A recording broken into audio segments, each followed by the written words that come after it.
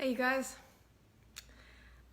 this is random. I don't normally do videos about suicide or conversations about suicide, and I have so many other things that I want to talk to you about. And I have a Facebook group, a free Facebook group that you could come play into if you want, called the Awareness Challenge. How aware are you? And I'm just gonna grab my computer because today I got a message from somebody who works with other people. And she was just asking, like, hey Sylvia, is there a video out there that shows anybody working with somebody who's suicidal? And I was like, there really isn't. I mean, there's some amazing videos on, that Dane here does. Hi you guys. Dane here does some amazing videos on, there's a Suicide Awareness Day, and he's had some amazing conversations, but I just realized there really isn't anything out there that I could send to people. Hi Jim. Hi, Amy. And so I wanted to just have a quick conversation about suicide. If you know somebody, or you've been somebody, or you work with people that are suicidal, you know that this comes up a lot. Hi, Urpreet. And so consider this a resource if you ever run across somebody, or if you someday wake up and find yourself not wanting to be here. And I want to start it with a quick story of my own. Because if you've hung around my page long enough, or you've watched any of my videos, you know, hey Eleanor, I haven't always wanted to be here. In fact, I'm 43, so when I was 36, I was married for the second time. We were living in this big farmhouse, like on this beautiful piece of property out in Ontario. And from the looks of it, I had everything. I had an amazing husband, I had a house, we had a business, like, all the things. And but I could not figure out how to be happy. And this was prior to the tools of access consciousness. And it was so bad that I would literally I would wake up in the morning and I'd be sad all the time. And I couldn't figure it out, and I couldn't fix it. And I had done all the things, I'd done therapy, and I had done psychiatry, and I'd done EMDR, and I'd done body work and breath work, and like in my 36 years I tried so many different things, but I couldn't make it, that. And so anyway, it was a Sunday afternoon, and we'd gone to church. We'd gone to church, and we came home, and him and I think a buddy of ours were inside, and they both just like crashed out on the couch, and they were napping inside, and I was outside of our massive property. And I remember just walking up the sidewalk towards the house and looking to the right at this 13-foot beautiful shrub and collapsing on the lawn, sobbing. I was just sobbing and sobbing and sobbing and sobbing and sobbing about all the things, about nothing in particular, and it just like, I couldn't get off the ground. I was crying so much. And literally I was like, I had just discovered that you could blackout drink. I didn't know that was a thing. And so with that discovery and this amount of sadness in my body, I was just like, I'm just gonna go upstairs, I'm gonna grab a bottle of booze while everybody's asleep, and I'm gonna blackout drink and just fall under the water and disappear. And literally the only thing that stopped me at that point was the thought of them trying to get my waterlogged dead body out of that iron clawfoot tub. And I'm so grateful for that thought, because like, I didn't do it. And when I look at what I'm creating in the world now, and the fact that I get to be with you guys and meet you guys, and I get to spread these access consciousness tools all over the world, I'm so grateful that I didn't do it. But I didn't know how to feel happy.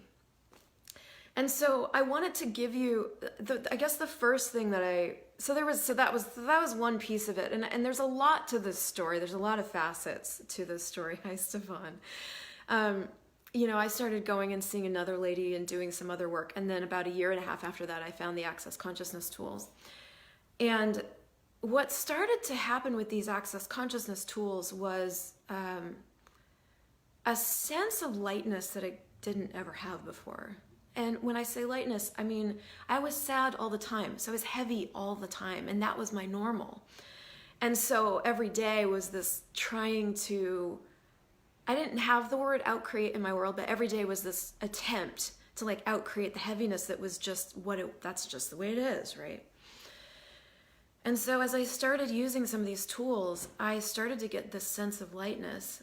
But I even remember about a year and a half into using the Access Consciousness tools, and I will give you some of those at the end so that you can have those.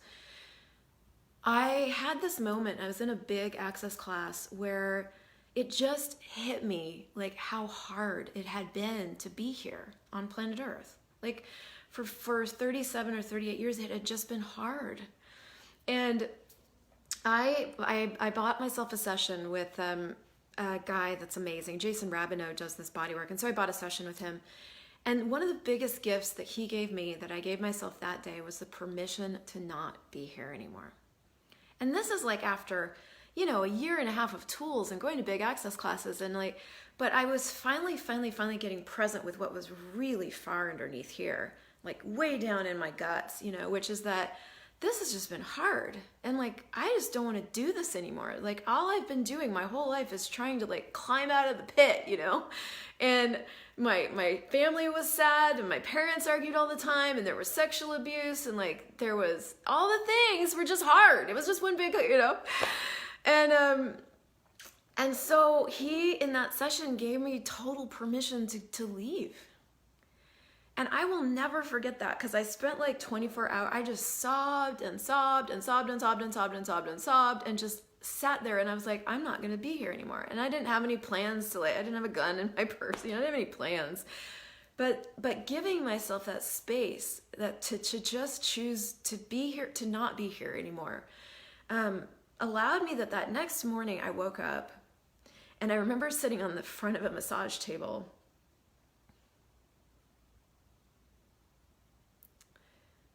looking at Gary Douglas on the stage. He was facilitating the class, and choosing to be here.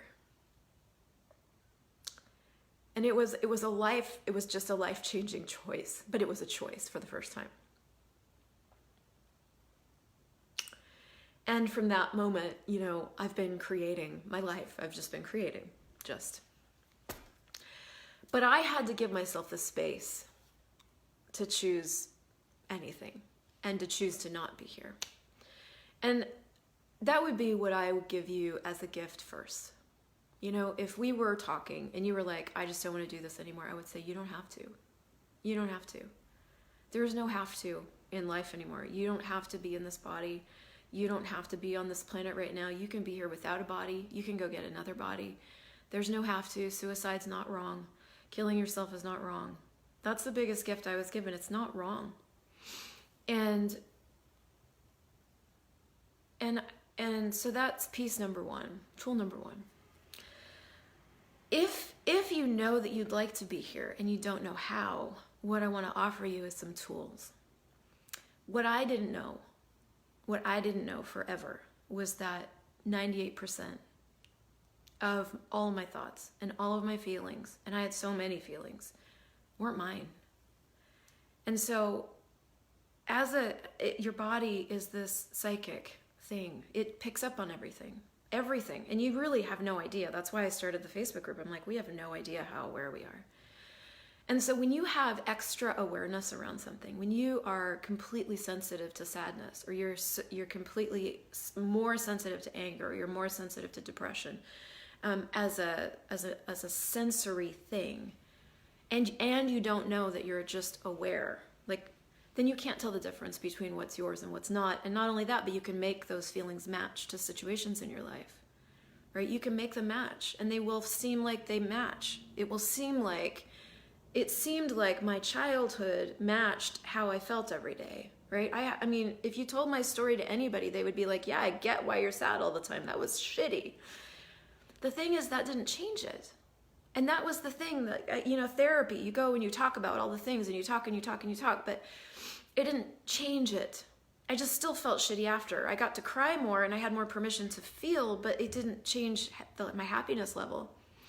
And when I got this tool the tool is, who does this belong to, me or someone else?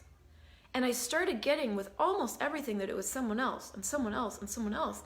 I started feeling happier. That was the kicker. That is why I am all about the Access Consciousness tools, because they fucking work. You are happier after when you actually acknowledge what's true. And that's the thing, is when you acknowledge what's true, if you're heavy and you're sad all the time, that's not true for you. even if it feels like it matches, it's heavy.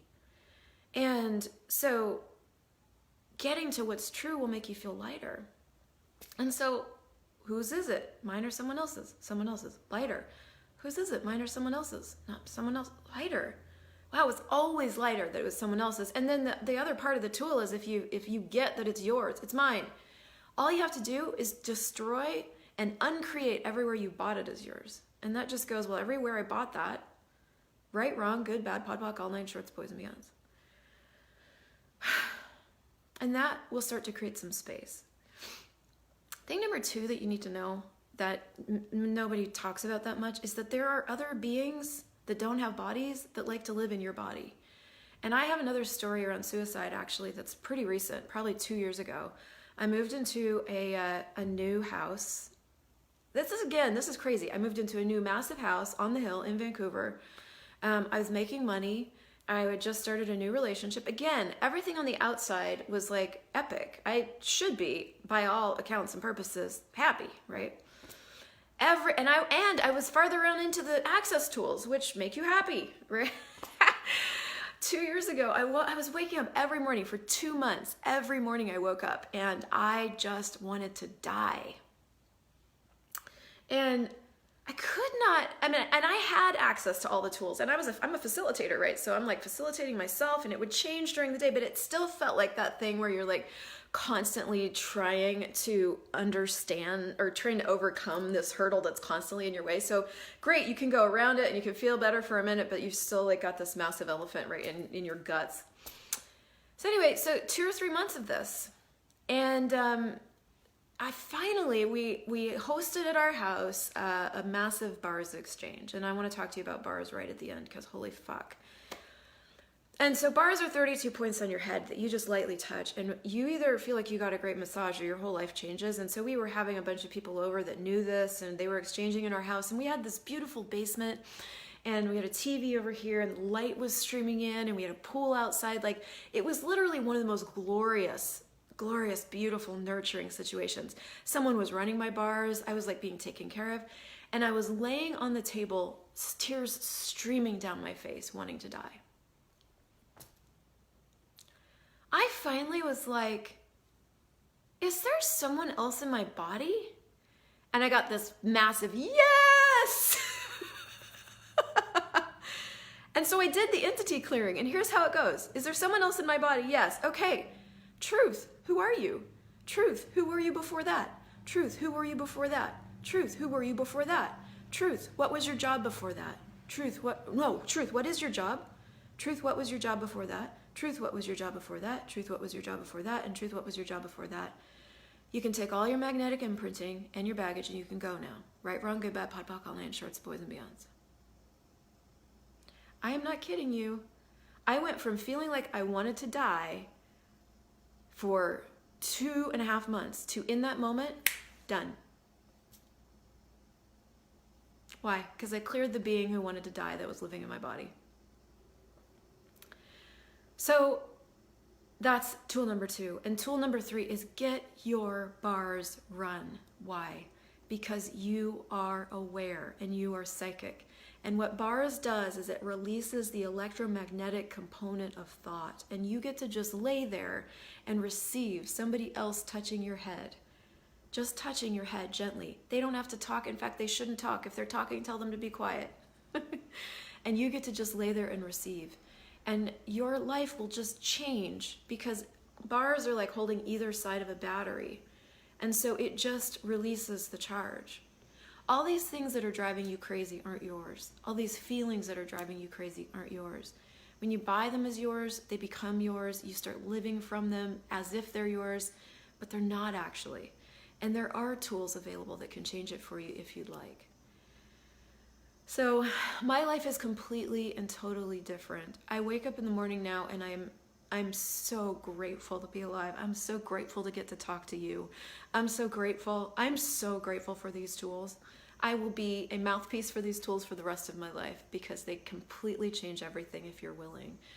And that would be the last thing that I'd say to you, that the choice to be here is yours. Don't let anybody tell you that it isn't. Fuck them if they want you to stay. fuck them. You get to go and you get to stay. And all of that is your choice. But look at what the world would be like if you go. Does it get lighter if you leave? Does it get heavier if you leave? And look at what the world would be like if you stay. Does it get lighter? Does it get heavier? And would it be more fun to create life worth living? Would it be more fun to go on an adventure that you've never been on before, that you don't even know what that's like? Is it possible that you're not as fucked up as you think you are? You're not. I know it. I know it. Because I wasn't, and I'm still not. I'm never fucked up, and you're never fucked up. And there's so much right about you that you haven't yet gotten. And I'm grateful you're here, and I'll be grateful if you go. I'm just grateful. So I would encourage you, if you're struggling or you know somebody who's struggling, to give them this. And if you would like another chance at a life worth living, go find someone to run your bars and start using these tools and see what changes for you. And you can always reach out to me. I will never buy that you're fucked up. And I will always give you permission to choose whatever it is you choose. Because you are a gift, and you are powerful, and you all the things. So